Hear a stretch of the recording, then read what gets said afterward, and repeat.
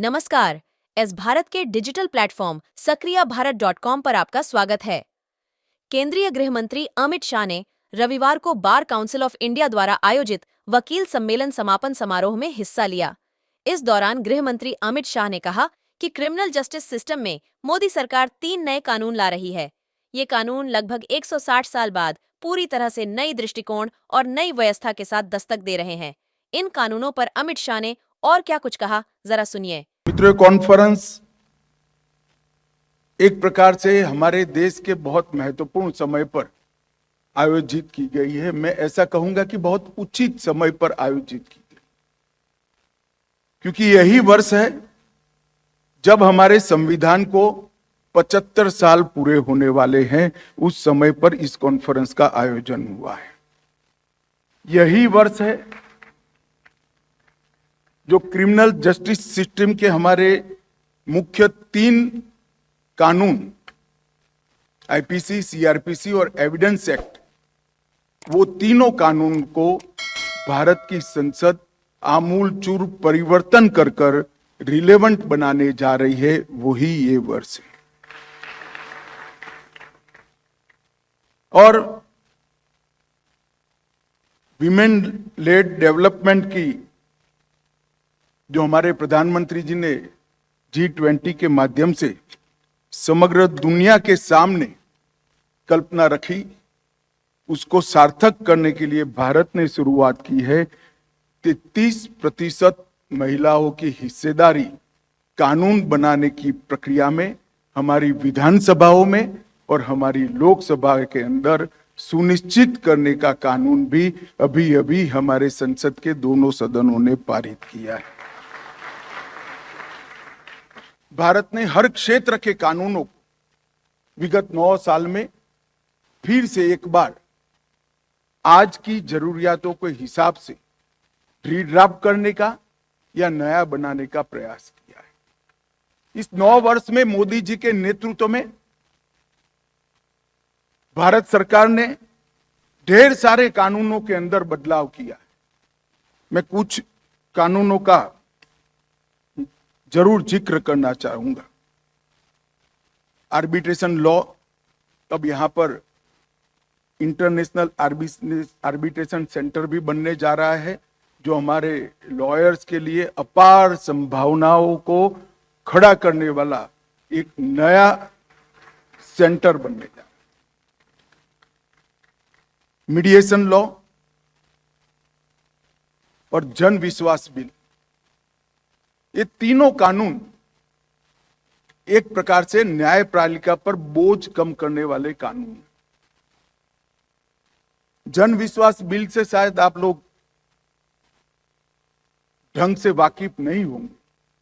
जन विश्वास बिल एक ऐसा बिल है जिसने 300 से अधिक कानूनों में से क्रिमिनल लायबिलिटी तय करने वाली धाराओं को विलुप्त कर इसको सिविल दंड के अंदर बदलने का काम ये जन विश्वास बिल ने किया है। और इसके कारण एक नए प्रकार का विश्वास लोगों के अंदर पैदा हुआ है। इंसॉल्वेंसी एंड बैंक्रप्सी एक्ट, इसने हमारे बदलते हुए अर्थतंत्र को विश्व के साथ खड़ा करने का काम किया है। मुझे कुछ लोगों से मैं चर्चा कर रहा था तो एक कमेंट आया था कि बहुत सारे बदलाव उसके अंदर करने पड़े। मैं बड़ी विनम्रता से कहना चाहता हूं, लेजिस्लेटर ने मेरा लेजिस्लेशन कंप्लीट है ऐसा अहंकार नहीं रखना चाहिए। जो भी त्रुटियां आती है उसको सुधारने के लिए मन खुला रखना चाहिए और तैयारी भी रखनी चाहिए। तो चाहे जीएसटी हो, चाहे इंसॉल्वेंसी एक्ट हो, इसके अंदर जो बदलाव हो रहे हैं वो इसके इंप्लीमेंटेशन के बाद जो दिक्कतें हमारे सामने आ रही हैं, इसको ध्यान में रखकर हम कर रहे हैं। और मैं मानता हूं ये बहुत महत्वपूर्ण है किसी भी सरकार के लिए, किसी भी लॉ मेकिंग एजेंसी के लिए, किसी भी पार्लियामेंट के लिए, कि कानून कोई भी इसके अंतिम स्वरूप में नहीं होता है। समय के साथ और इम्प्लीमेंटेशन के साथ जो दिक्कतें आती हैं उसको बदलना चाहिए और उसको स्वीकारना भी चाहिए, क्योंकि कानून बनाने का उद्देश्य अंततोगत्वा सुचारू व्यवस्था खड़ी करना है। कानून बनाने का उद्देश्य कानून बनाने वालों की सुप्रीमेसी एस्टैब्लिश करना नहीं है। तो ये जो बदलाव हो रहे हैं, मैं मानता हूं इसको और रिलेवेंट बनाएंगे। न्याय और हर प्रकार की शक्ति का संतुलन बहुत आवश्यक है, तभी जाकर न्यायपूर्ण समाज की रचना हो सकती है। मित्रों, आज यहां पर मैं आया हूं तब भारत ने हर क्षेत्र के कानूनों को विगत 9 साल में फिर से एक बार आज की जरूरियातों के हिसाब से रीड्राफ्ट करने का या नया बनाने का प्रयास किया है। इस 9 वर्ष में मोदी जी के नेतृत्व में भारत सरकार ने ढेर सारे कानूनों के अंदर बदलाव किया है।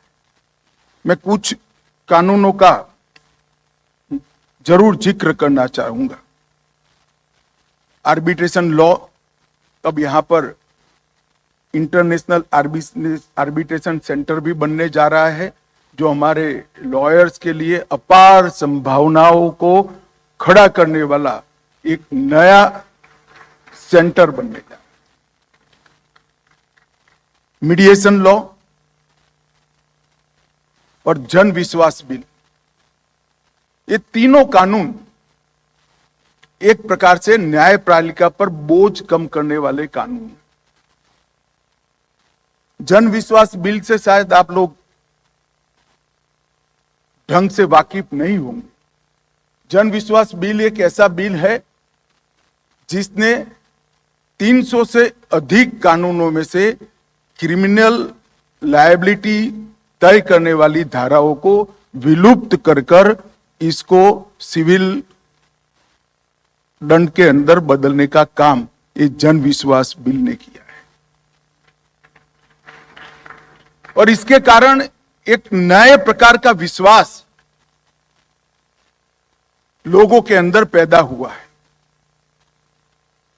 इंसॉल्वेंसी एंड बैंक्रप्सी एक्ट, इसने हमारे बदलते हुए अर्थतंत्र को विश्व के साथ खड़ा करने का काम किया है। मुझे कुछ लोगों से मैं चर्चा कर रहा था तो एक कमेंट आया था कि बहुत सारे बदलाव उसके अंदर करने पड़े। मैं बड़ी विनम्रता से कहना चाहता हूं, लेजिस्लेटर ने मेरा लेजिस्लेशन कंप्लीट है ऐसा अहंकार नहीं रखना चाहिए। जो भी त्रुटियां आती है उसको सुधारने के लिए मन खुला रखना चाहिए और तैयारी भी रखनी चाहिए। तो चाहे जीएसटी हो, चाहे इंसॉल्वेंसी एक्ट हो, इसके अंदर जो बदलाव हो रहे हैं वो इसके इंप्लीमेंटेशन के बाद जो दिक्कतें हमारे सामने आ रही हैं, इसको ध्यान में रखकर हम कर रहे हैं।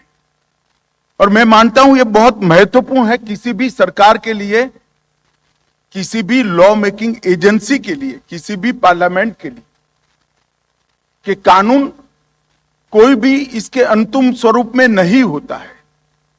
समय के साथ और इंप्लीमेंटेशन के साथ जो दिक्कतें आती हैं उसको बदलना चाहिए और उसको स्वीकारना भी चाहिए, क्योंकि कानून बनाने का उद्देश्य अंततोगत्वा सुचारू व्यवस्था खड़ी करना है।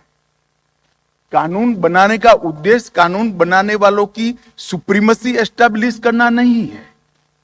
तो ये जो बदलाव हो रहे हैं, मैं मानता हूं इसको और रिलेवेंट बनाएंगे। इसी तरह से सोशल सिक्योरिटी कोड और डेटा प्रोटेक्शन बिल भी अपने अपने क्षेत्र के अंदर बहुत बड़े बदलाव लाने वाले और अंतर्राष्ट्रीय पैमानों को जोड़ने वाले नए कानून है। काफी सारे स्टूडेंट यहां बैठे हैं, मैं इनको जरूर कहना चाहूंगा कि ये सारे कानूनों को शायद हो सकता है कि जीवन में आपको कभी इस पर आर्ग्यूमेंट न करनी पड़े, परंतु इसको जरूर देखना चाहिए, क्योंकि संपूर्ण न्याय की व्यवस्था तभी आपके समझ में आएगी जब समाज के हर अंग को छूने वाले कानूनों का आप स्टडी करोगे, उसको आत्मसात। मैं यहां आऊं तब अपनी बात को सीमित करना चाहता हूं क्रिमिनल जस्टिस सिस्टम तक, क्योंकि मेरा विभाग भी है और दूसरा भी कारण है क्योंकि इसमें 3 जो नए कानून आ रहे हैं वो अभी बनने की प्रक्रिया में। इस वीडियो को शेयर कीजिए फेसबुक पर, व्हाट्सएप पर, यूट्यूब पर। जल्द मिलते हैं अगले वीडियो में, तब तक के लिए आप सबका इस वीडियो के अंदर बने रहने के लिए दिल से धन्यवाद।